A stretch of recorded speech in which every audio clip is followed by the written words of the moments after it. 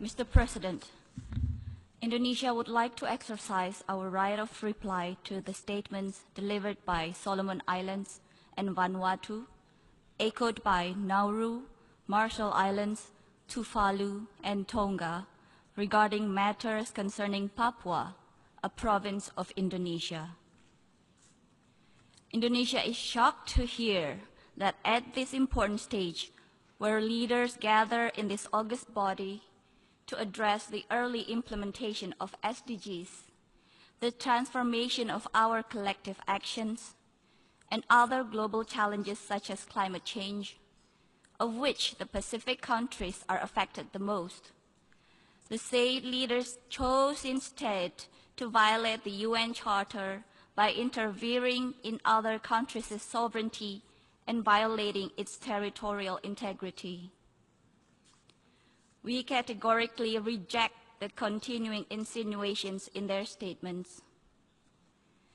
They clearly reflect an unfortunate lack of understanding of the history, current situation, and progressive developments in Indonesia, including in the provinces of Papua and West Papua, and also an unfriendly and rhetoric political maneuver. Their politically motivated statements were designed to support separatist groups in the said provinces who have consistently engaged in inciting public disorder and in conducting armed terrorist attacks upon civilians and security personnel. Evidently, the statement made by those countries clearly violates the purposes and objectives of the UN Charter and the principle of international law on friendly relations among states, as well as the sovereignty and territorial integrity of states. I repeat, it is a violation of sovereignty and territorial integrity of states. It is highly regrettable and dangerous for states to misuse the United Nations, including this August Assembly. These countries are using the General Assembly to advance their domestic agenda and for some countries to divert attention from political and social problems at home. The said countries are also using false and fabricated information as the basis of their statement. The conducts of these countries undermine the UN Charter and are detrimental to the credibility of this Assembly. Mr. President, Indonesia's commitment to protection of human rights is unquestionable. Indonesia is a founding member of the Human Rights Council. Indonesia has sat as member of the Council for 3 previous periods and is currently a member of the Council for the 4th time.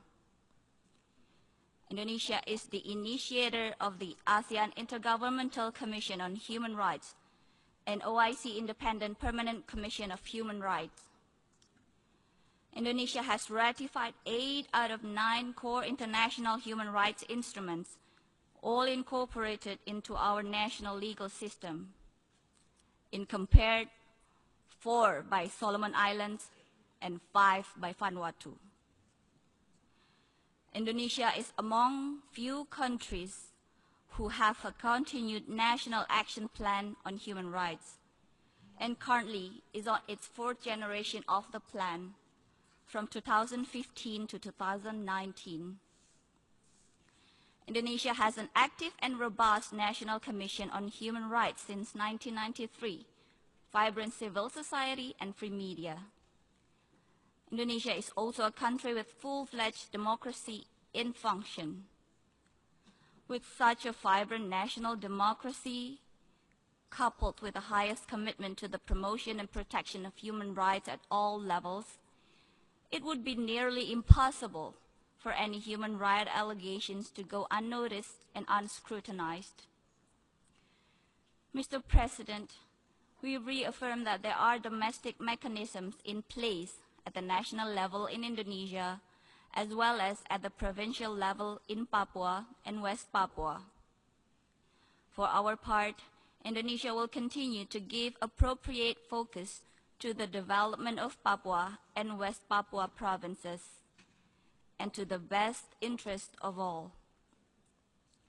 In conclusion, Mr. President, we have a saying in our Asia-Pacific region: when one points the index finger to others, the thumb finger automatically points to one's own face.